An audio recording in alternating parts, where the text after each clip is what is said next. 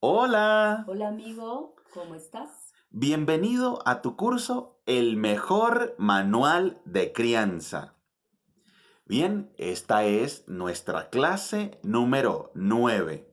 Uy, 9, Daniel, ya llegamos a la 9, qué rico.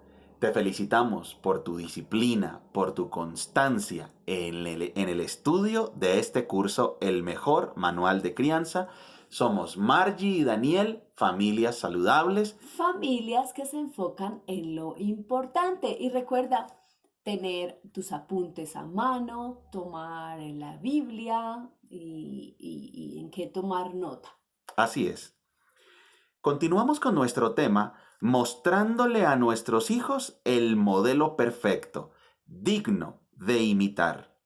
Estamos en un viaje por todo el Nuevo Testamento y estamos en el libro de Mateo, primer libro del Nuevo Testamento, y hoy vamos a leer desde el capítulo 1, verso 18, al capítulo 4, verso 25. 1:18 al 4:25.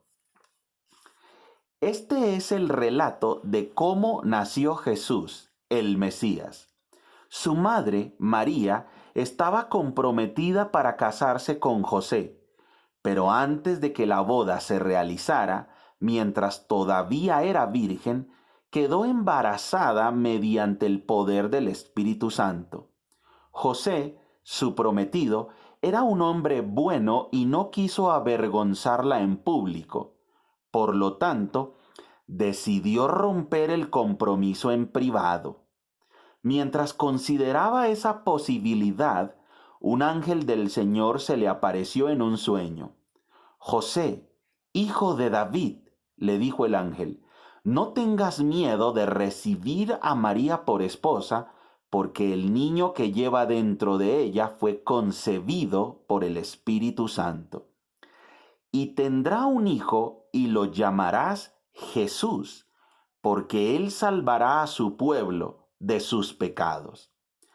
Todo eso sucedió para que se cumpliera el mensaje del Señor a través de su profeta. Miren, la Virgen concebirá un niño, dará a luz un hijo, y lo llamarán Emanuel, que significa Dios está con nosotros. Cuando José despertó, hizo como el ángel del Señor le había ordenado, y recibió a María por esposa, pero no tuvo relaciones sexuales con ella hasta que nació su hijo, y José le puso por nombre Jesús. Jesús nació en Belén de Judea durante el reinado de Herodes. Por ese tiempo, algunos sabios de países del oriente llegaron a Jerusalén y preguntaron, ¿dónde está el rey de los judíos que acaba de nacer?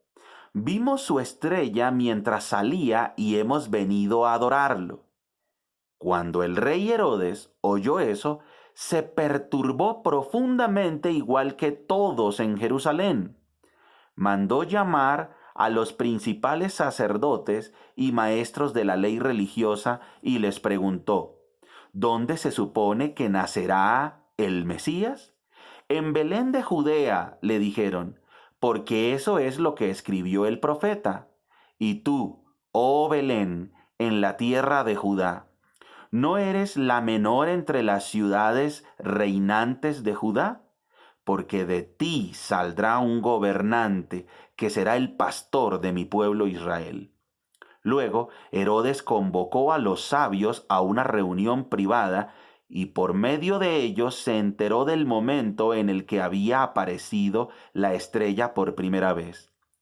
Entonces les dijo, vayan a Belén y busquen al niño con esmero. Cuando lo encuentren, vuelvan y díganme dónde está para que yo también vaya y lo adore. Después de esa reunión, los sabios siguieron su camino y la estrella que habían visto en el oriente los guió hasta Belén. Iba delante de ellos y se detuvo sobre el lugar donde estaba el niño. Cuando vieron la estrella, se llenaron de alegría. Entraron en la casa y vieron al niño con su madre. María, y se inclinaron y lo adoraron. Luego abrieron sus cofres de tesoro y le dieron regalos de oro, incienso y mirra. Cuando llegó el momento de irse, volvieron a su tierra por otro camino, ya que Dios les advirtió en un sueño que no regresaran a Herodes. Después de que los sabios se fueron, un ángel del Señor se le apareció a José en un sueño. Levántate, huye a Egipto con el niño y su madre, dijo el ángel. Quédate allí hasta que yo te diga que regreses, porque Herodes buscará al niño para matarlo. Esa noche José salió para Egipto con el niño y con María su madre, y se quedaron allí hasta la muerte de Herodes. Así se cumplió lo que el Señor había dicho por medio del profeta: de Egipto llamé a mi hijo. Cuando Herodes se dio cuenta de que los sabios se habían burlado de él, se puso furioso. Entonces, basado en lo que dijeron los sabios sobre la primera aparición de la estrella, Herodes envió soldados para matar a todos los niños que vivieran en Belén y en sus alrededores, y que tuvieran 2 años o menos. Esta acción brutal cumplió lo que Dios había anunciado por medio del profeta Jeremías. En Ramá se oyó una voz, llanto y gran lamento. Raquel llora por sus hijos, se niega a que la consuelen porque están muertos. Cuando Herodes murió, un ángel del Señor se le apareció en un sueño a José en Egipto. Levántate, dijo el ángel, lleva al niño y a su madre de regreso a la tierra de Israel, porque ya murieron los que trataban de matar al niño. Entonces José se levantó y regresó a la tierra de Israel con Jesús y su madre. Pero cuando se enteró de que el nuevo gobernante de Judea era Arquelao, hijo de Herodes, tuvo miedo de ir allí. Entonces, luego de ser advertido en un sueño, se fue a la región de Galilea.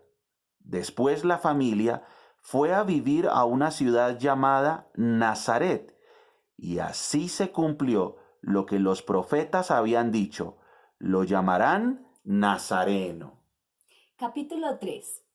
Juan el Bautista prepara el camino. En esos días, Juan el Bautista llegó al desierto de Judea y comenzó a predicar. Su mensaje era el siguiente: arrepiéntanse de sus pecados y vuelvan a Dios, porque el reino del cielo está cerca.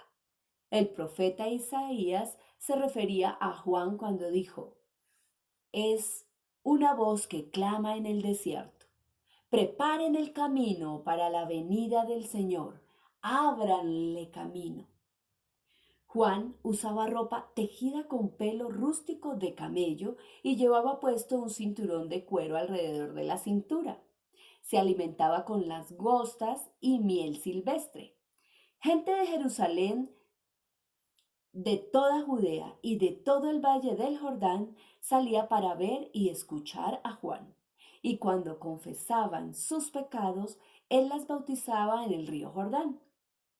Cuando Juan vio que muchos fariseos y saduceos venían a mirarlo bautizar, los enfrentó. «¡Camada de víboras!», exclamó. «¿Quién les advirtió que huyeran de la ira divina que se acerca? Demuestren con su forma de vivir que se han arrepentido de sus pecados y han vuelto a Dios. No se digan simplemente el uno al otro: estamos a salvo porque somos descendientes de Abraham. Eso no significa nada, porque les digo que Dios puede crear hijos de Abraham de estas piedras. Ahora mismo, el hacha del juicio de Dios está lista para cortar las raíces de los árboles. Así es, todo árbol que no produzca buenos frutos será cortado y arrojado al fuego. Yo bautizo con agua a los que se arrepienten de sus pecados y vuelven a Dios. Pero pronto viene alguien que es superior a mí, tan superior que ni siquiera soy digno de ser su esclavo y llevarle las sandalias. Él los bautizará con el Espíritu Santo y con fuego. Está listo para separar el trigo de la paja con su rastrillo. Luego limpiará la zona donde se trilla y juntará el trigo en su granero, pero quemará la paja en un fuego interminable. Luego Jesús fue de Galilea al río Jordán para que Juan lo bautizara. Pero Juan intentó convencerlo de que no lo hiciera. Yo soy el que necesita que tú me bautices, dijo Juan. Entonces, ¿por qué vienes tú a mí? Pero Jesús le dijo, así debe hacerse porque tenemos que cumplir con todo lo que Dios exige. Entonces Juan aceptó bautizarlo. Después del bautismo, mientras Jesús salía del agua, los cielos se abrieron y vio al Espíritu de Dios que descendía sobre él como una paloma. Y una voz desde el cielo dijo, este es mi Hijo muy amado, quien me da gran gozo. Capítulo 4. Luego el Espíritu llevó a Jesús al desierto para que allí lo tentara el diablo. Durante 40 días y 40 noches ayunó y después tuvo mucha hambre. En ese tiempo, el diablo se le acercó y le dijo, si eres el Hijo de Dios, di a estas piedras que se conviertan en pan. Jesús le dijo, no, las Escrituras dicen, la gente no vive solo de pan, sino de cada palabra que sale de la boca de Dios.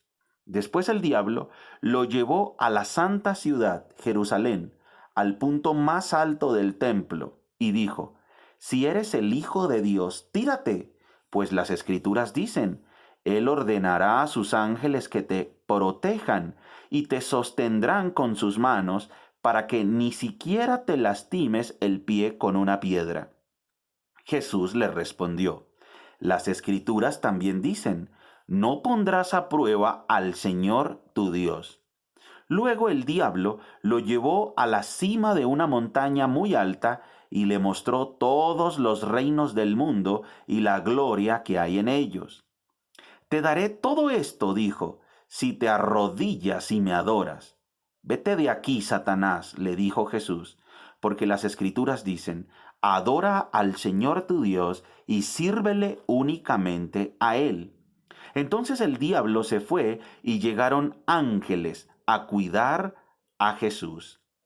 Cuando Jesús oyó que habían arrestado a Juan, salió de Judea y regresó a Galilea. Primero fue a Nazaret, luego salió de allí y siguió hasta Capernaum, junto al mar de Galilea, en la región de Zabulón y Neftalí. Así se cumplió lo que Dios dijo por medio del profeta Isaías. En la tierra de Zabulón y Neftalí, junto al mar, más allá del río Jordán, en Galilea, donde viven tantos gentiles, la gente que estaba en la oscuridad ha visto una gran luz, y para aquellos que vivían en la tierra, donde la muerte arroja su sombra, ha brillado una luz. A partir de entonces Jesús comenzó a predicar. Arrepiéntanse de sus pecados y vuelvan a Dios, porque el reino del cielo está cerca. Cierto día, mientras Jesús caminaba por la orilla del mar de Galilea, vio a dos hermanos, a Simón, también llamado Pedro, y a Andrés, que echaban la red al agua, porque vivían de la pesca. Jesús los llamó, vengan, síganme, y yo les enseñaré cómo pescar personas. Y enseguida dejaron las redes y lo siguieron. Un poco más adelante, por la orilla, vio a otros dos hermanos, Santiago y Juan, sentados en una barca junto a su padre, Zebedeo, reparando las redes. También los llamó para que lo siguieran. Ellos, dejando atrás la barca y a su padre, lo siguieron de inmediato. Jesús viajó por toda la región de Galilea, enseñando en las sinagogas, anunciando la buena noticia del reino y sanando a la gente de toda clase de enfermedades y dolencias.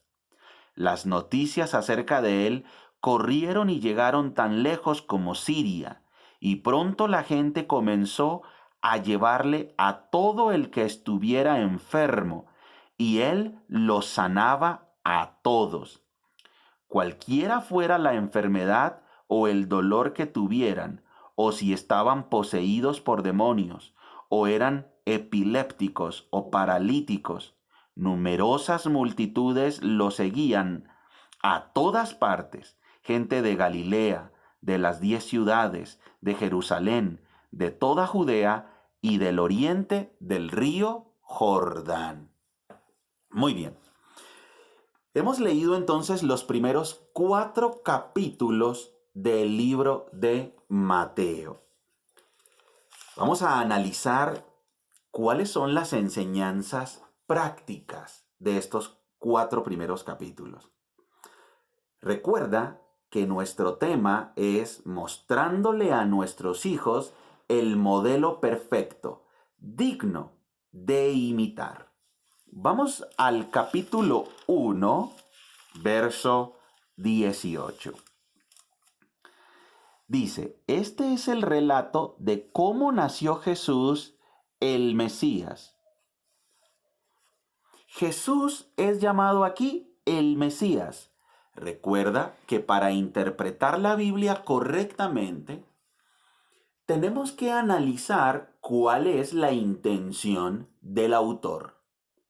Mateo, al escribir su libro, lo que quiere es demostrarle a los judíos que Jesucristo es el Mesías. Desde capítulo 1 hasta finalizar el libro, esa es la intención completa de Mateo. Por eso no podemos extraer de la Biblia un versículo sin entender ese versículo en qué libro está y cuál es la intención de ese libro. O sea que la próxima vez que estudies un texto de Mateo, tienes que tener en cuenta que la intención del autor es demostrar que Jesucristo es el Mesías prometido en el Antiguo Testamento. Su madre María estaba comprometida para casarse con José, pero antes de que la boda se realizara, mientras todavía era virgen, quedó embarazada mediante el poder del Espíritu Santo. Eso demuestra que Jesucristo es Dios, Dios hecho hombre. El 1:19 dice, José, su prometido, era un hombre bueno y no quiso avergonzarla en público, por lo tanto decidió romper el compromiso en privado. José era un padre bueno. Eso quiere decir que era un hombre que confiaba en Dios, que tenía fe. El 1:20 dice, mientras consideraba esa posibilidad, un ángel del Señor se le apareció en un sueño. José, hijo de David, le dijo el ángel, no tengas miedo de recibir a María por esposa, porque el niño que lleva dentro de ella fue concebido por el Espíritu Santo.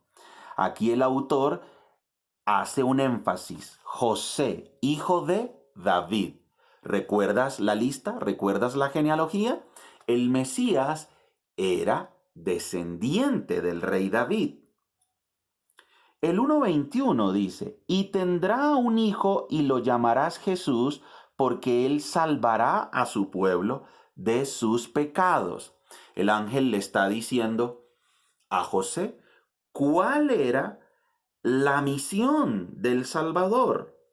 Jesucristo venía a salvarnos de nuestros pecados. Y miremos algo interesante, el verso 22 y el verso 23.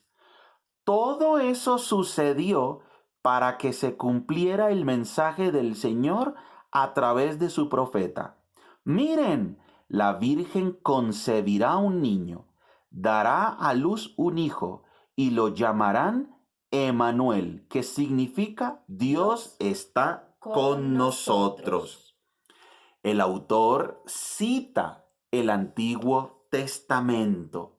La Biblia se explica ella misma. Vamos a buscar dónde está esa cita bíblica. Isaías 7:14. Vamos al Antiguo Testamento.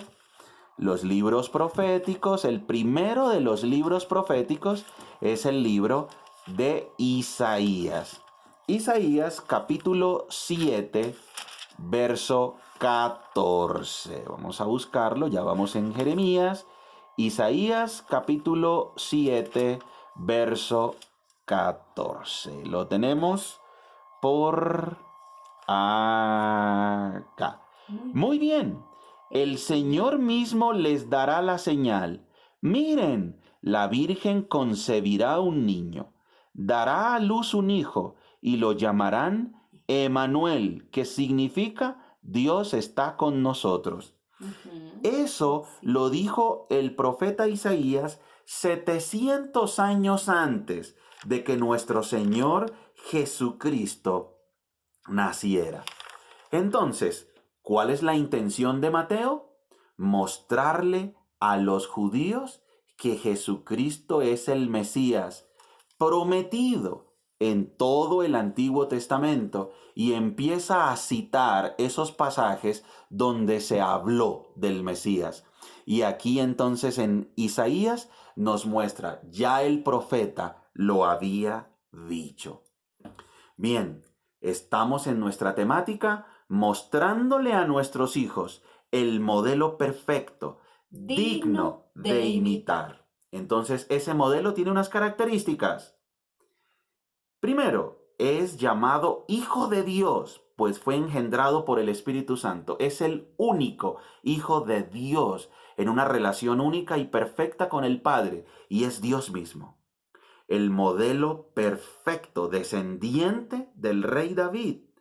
El modelo perfecto que vino con una misión específica, salvarnos. Y el modelo perfecto cumplió las profecías del Antiguo Testamento. Muy bien, hemos terminado nuestra clase número 9.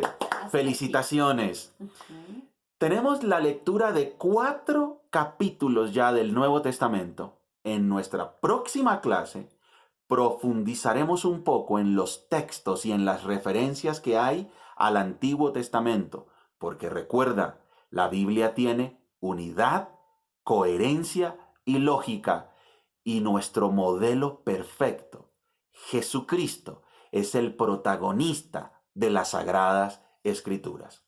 Una pregunta, ¿el modelo perfecto es el centro de tu familia? El modelo perfecto, nuestro Señor Jesucristo, es el Rey de nuestras vidas. Hacia Él estamos dirigiendo a nuestros hijos para que lo conozcan, para que tengan una relación con Dios a través de Él, a través de Jesucristo. Vamos a repasar nuevamente estos 4 capítulos. Vamos a trabajarlos, a leerlos en familia y vamos a reflexionar en todas las características de nuestro modelo perfecto, Jesucristo. Además, muy buena pregunta. Reflexionemos en ella. Y bueno, los esperamos para nuestra siguiente clase. Recuerden que somos familias que se enfocan en lo importante. Gracias Hasta por luego. acompañarnos. Chao.